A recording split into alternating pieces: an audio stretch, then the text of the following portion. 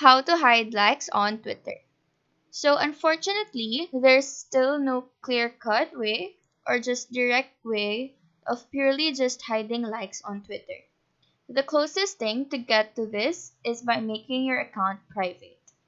To do this, go open your Twitter application. Once you're in the homepage of the Twitter, tap your profile icon on the top left corner of the screen.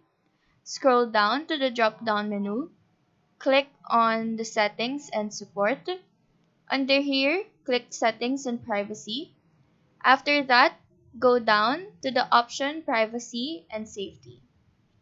Click the option Audience and Tagging. Inside here, you need to toggle on the option Protect Your Tweets. By doing this, you'll be able to hide your liked tweets from your non-followers. However, take note that your followers can still see the tweets that you like. So that is all for this tutorial. Do let us know if this video helped you out. And if you have any questions, feel free to drop them down below. Thank you for watching and have a nice day.